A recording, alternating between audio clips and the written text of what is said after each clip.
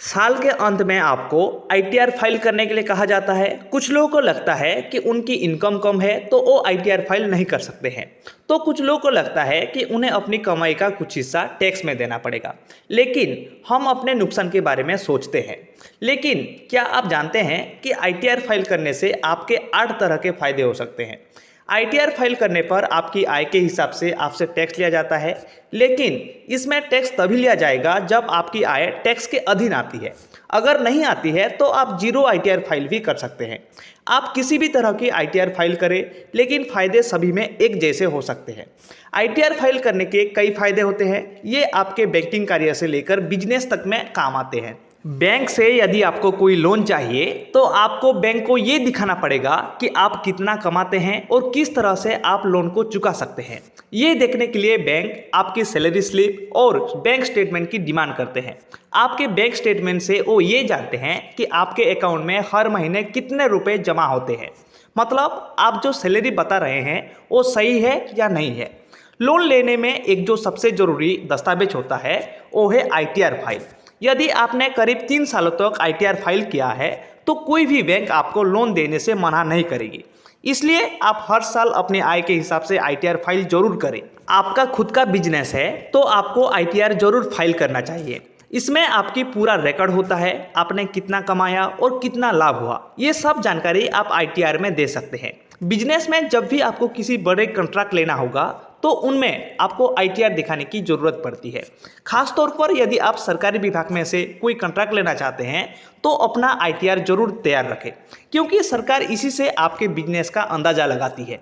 ITR में आपकी आय का विवरण होता है और उसी हिसाब से सरकार आपसे टैक्स लेते हैं। ऐसे में यदि आप कोई बड़ी प्रॉपर्टी खरीद रहे हैं, बेच रहे हैं, बैंक में बड़ी रकम जमा कर रहे हैं, कहीं बड़ा निवेश कर रहे हैं, तो आईटीआर आपके लिए फायदेमंद साबित हो सकता है। इसकी वजह से आपको इनकम टैक्स डिपार्टमेंट का नोटिस आने का खतरा नहीं रहता, क्योंकि आपकी आय की सारी जानकारी इनकम टैक्स डिपार्टमेंट के पास पहले से होती है। अगर आप सारा ब्यौरा तैयार रखेंगे तो आपको ये भी साबित नहीं करना पड़ेगा कि इतनी बड़ी रकम आपके पास कहाँ से आई। शेयर बाजार में यदि आप निवेश करते हैं तो हम सभी जानते हैं कि शेयर बाजार जोखिमों के अधीन है।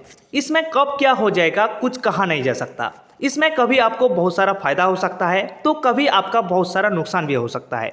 यदि शेयर मार्केट में आपका नुकसान होता है तो उसे कैपिटल लॉस कहते हैं। अगर आप समय पर आईटीआर भरते हैं तो आप नुकसान को एडजस्ट कर सकते हैं।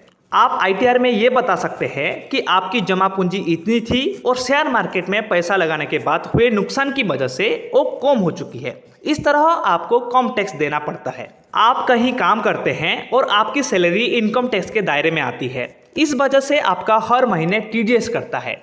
आपकी कमाई कर योग्य हो या नहीं हो, या फिर आपसे ज़्यादा टैक्स लेकर काटा गया हो, तो ऐसी परिस्थिति में आप साल के अंत में आईटीआर फाइल करके अपना बचा हुआ पैसा वापस ले सकते हैं। सरकार का आपकी कमाई के ऊपर जो टैक्स बन रहा है वो तो सरकार लेगी ही, लेकिन आपके जो ज़्यादा टैक्स आपसे काटा है वो आपको वापस मिल जाएगा। हर घर में किसी न किसी व्यक्ति का बीमा यानी इंश्योरेंस जरूर होता है। काफ़ी सारे लोग ऐसे भी हैं जो आगे चलकर बीमा करवाना चाहते हैं। आज के समय में बीमित राशि की अधिकतम सीमा नहीं है। आप 1 करोड़ या फिर उससे ज़्यादा का बीमा भी करवा सकते हैं। लेकिन इस तरह के बीमा को करवाने के लिए आपके पास आईटीआर फाइल का होना बेहद ज़रूरी है। आप बड़ी बीमा पॉलिसी लेना चाहते हैं तो आपको अपना आईटीआर तैयार रखना चाहिए। इसकी मदद से बीमा कंपनियों ये निश्चित करती है कि आपकी आय कितनी है और आप उस बीमा पॉलिसी का प्रीमियम दे पाएंगे या फिर नहीं। आईटीआर आपको वीज़ा दिलाने के काम भी आता है। अगर आप नौकरी या फिर कारोबार के सिलसिले में विदेश जाना चाहते हैं तो वीज़ा बनवाना पड़ेगा। वीज़ा बनवाने के लिए दूतावास 2 साल के आईटीआर की मांग करते हैं। अगर आपके पास 2 साल का आईटीआर है तो आप आसानी से अपना वीज़ा बनवा सकते हैं। कई सारे सरकारी कामों में हमें एड्रेस प्रूफ का सबूत देना होता है। अगर आपके पास आईटीआर है तो आप इसे किसी भी सरकारी काम में अपने एड्रेस प्रूफ के सबूत के तौर पर इस्तेमाल कर सकते हैं। ये एक सरकारी और कुख्यात दस्तावेज होता है आपके रेसिडेंशियल एड्रेस का। आप इसके जरिए अपना पासपोर्ट या फिर अन्य कोई दस्तावेज भी बनवा सकते हैं। आपकी आयकर योग्य हो या ना हो, अगर आप ये सारे फायदे लेना चाहते हैं तो आपको आईटीआर को समय पर फाइल करना चाहिए। यदि कोई व्यक्ति समय पर आईटीआर फाइल नहीं करता है तो उस पर जुर्माना लगता है और जुर्माने पर भी ब्याज लग सकता है। मतलब उसे आईटीआर फाइल ना करना बहुत महंगा पड़ सकता है। आई होप आपको वीडियो अच्छा लगा होगा। अगर अच्छा लगा है तो लाइक कीजिए, शेयर कीजिए और सब्सक्राइब करना बिल्कुल मत भूलिए। तब तक के लिए आप सभी को मेरी तरफ से जय हिंद।